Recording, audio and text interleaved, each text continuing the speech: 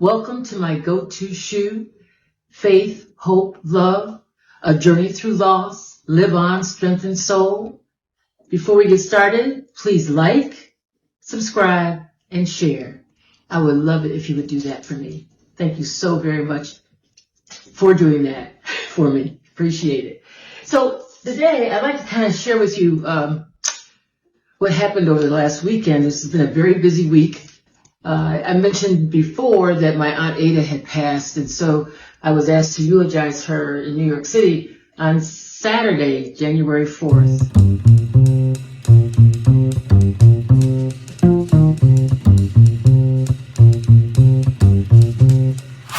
So I took that trip to New York, and what I really want to share in reference to that trip, on the way, it was a busy week in preparation. My Aunt Ada was an absolutely outstanding woman, just outstanding.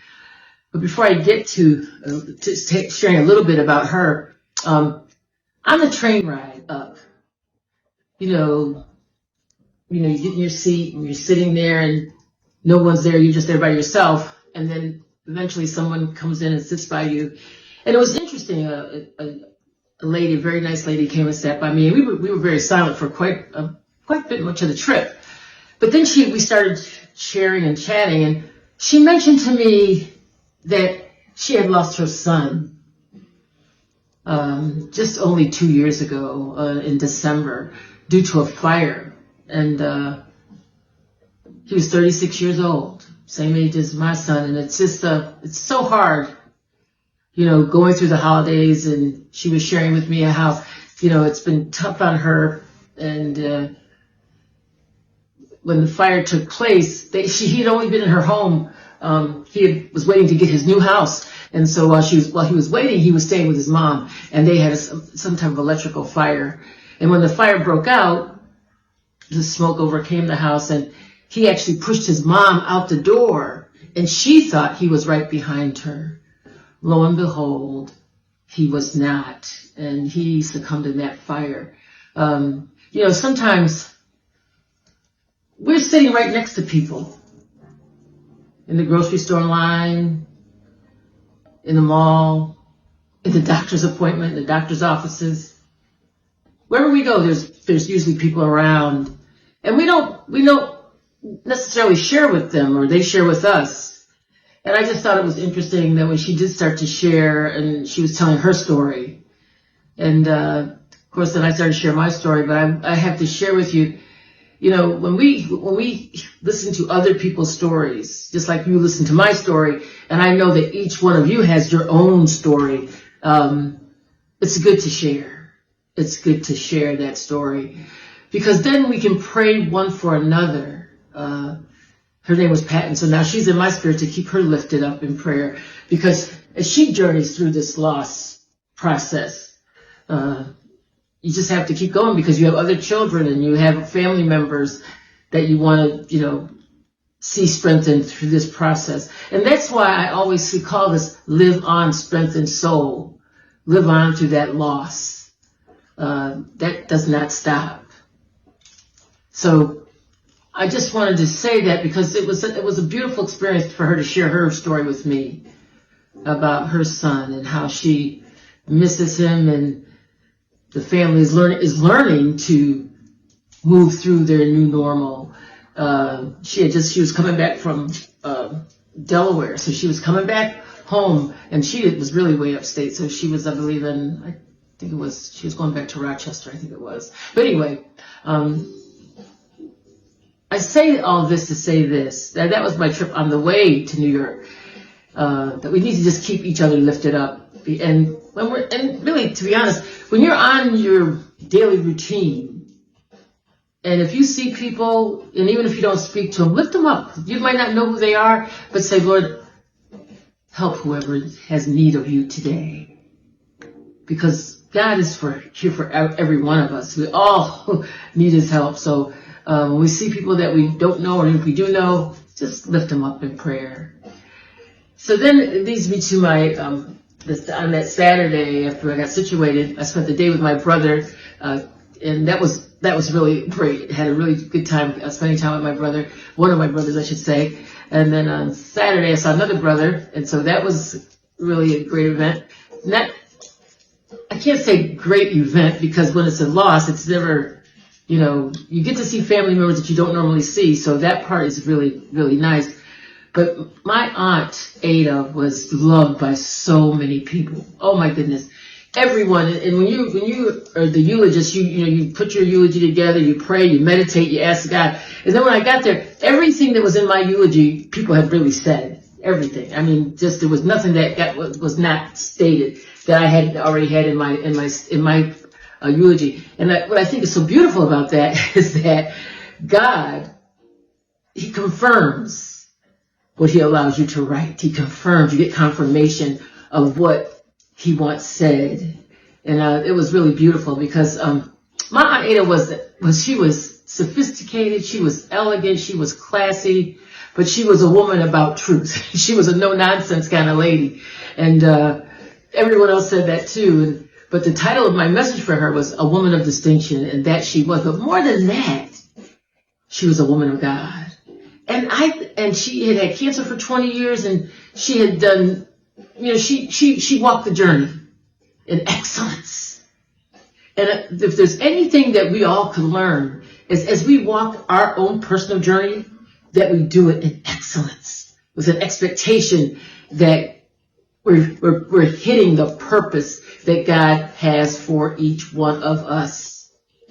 Because He has a purpose for each one of us. There's something for each one of us to do. And my Aunt Ada, she ended up in her career the deputy of HRA, Human Resource Administration, in New York City. So she had that life, but also when she retired, she was a woman who traveled. She loved to travel, and her grandkids, they went to Europe, they went to Asia, they went to Africa. She lived a beautiful life, just absolutely wonderful, and that was with her cancer. So I'm saying that we all have challenges, right? Everybody's got a challenge. But we choose whether to live and not die. We choose whether to walk forward or stand still. We choose to make what direction. And my Aunt Ada was one of those people that when she allowed God to use her, not only in her church, she was an avid Bible study student that she always went. She had questions that she didn't understand. She had no problem saying, "Excuse me, I have a question on this." And that was her life. But look at how God allowed her to become a world traveler after her retirement, after working 44 years. She still traveled for the last, I think she was traveling for the last 15, and she passed through, she was 82 or 84. Anyway, she lived a beautiful life. So I just wanted to share that, is that as we go through this journey of loss, the way we live is what we want stated when we're eulogized. We want to be that person who lived a purposeful life for God. And in that purpose, she touched so many other souls. She touched so many other people. And I think that's just the beauty of this walk, because truly it is a journey. So I wanted to share that. And then, of course, I know this is kind of off topic, but I have to share. In New York, New York City has the best shopping. You all know I do like to shop. New York City has the best shopping, and they have the best shoes. And my go-to shoe. So I have, at some point in this trip, was actually ahead of time on Friday, because I got there early. I was there at noontime. So I got there early, and I went into Macy's, and I'm telling you, they still have the best shoes. Oh, they really do. So did I get some shoes? Yeah, I did. I did. But I have to say, New York City always has the best shopping. And I love walking the streets of New York at night when there's so many people around. It's like you just feel comfortable because there's just so many people out. Even though there's a lot of things happening, you're walking by people arguing and saying kind of some crazy things, but you just keep walking, and it just turned out to be a really good trip. But I just want to thank God for using me to do the eulogy, and allowed me to have that opportunity to learn more about my Aunt Ada, and to listen to what everybody else had to say about her. That was all confirmed. So I just thank God for that. So on that note, we're now in the first week of January, we're starting to get some things done. What I'd like to do, and I'm hoping that I can do this, I want to start talking about clutter. Clutter in our minds, clutter in our lives, clutter in our homes. And since this is a journey, I've had quite a bit of clutter in my basement, in my garage. I know it sounds terrible, but I still have a lot of Hollis's in boxes, some stuff of him from his apartment. He had owned his own condo, but I still have. This is really bad. So this is the year.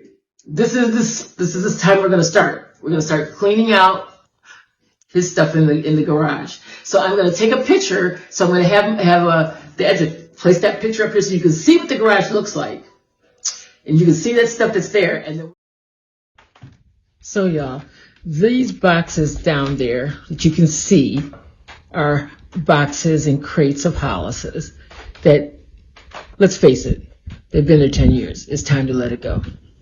Am I going to go through the boxes? Absolutely not. I'm not going through anything.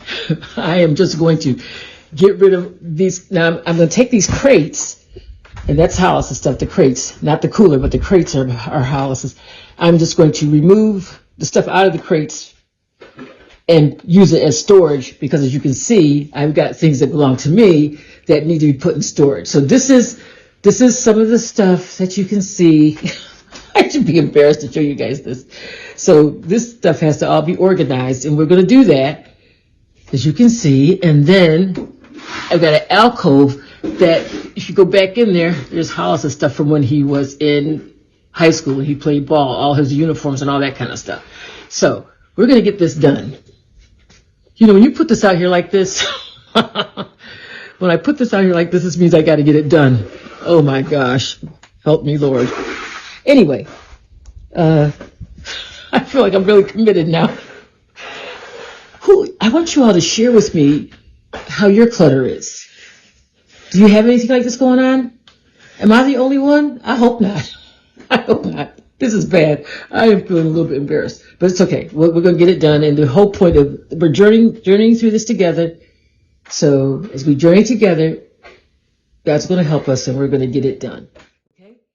I believe that as we remove clutter from our lives, it's going to free us up to feel better, to do better, and to walk this journey a little straighter. Because clutter can overtake you. You know, when you get too many things in your head, too many things in your mind, you're thinking about way too many things, that's clutter. When your house begins to have too many areas that have too much stuff, because we tend to accumulate stuff, it's time to get rid of it. So we're going to start in the basement, in the garage. And then we're going to work our way into so it's going to be, this might be a long session of getting rid of this clutter. I wanted to do a little bit on how to get through, but as we're journeying through, we'll get to some of those areas that we'll talk about. But clutter, because we're right here in January, I think it's a great time for each one of us to start getting rid of the clutter in our lives. So we're going to start with getting rid of clutter as far as things, and then we'll talk about how clutter can affect our spirit, our mind, our emotional stability. Because remember, we're looking at wholeness, wellness in 2025. That we will be the very best that we can be, physically, emotionally, spiritually, and mentally. We're gonna work on this together, and I'm looking forward to it. I'm really looking forward to it, and I hope you are too. So, on that note, I'm just going to share with you that I love you all. Let's continue to walk through this journey. Like, subscribe, and share. Know that I love you. Let God continue always to smile upon you. God bless you. God bless you. God bless you. Love y'all. Bye-bye.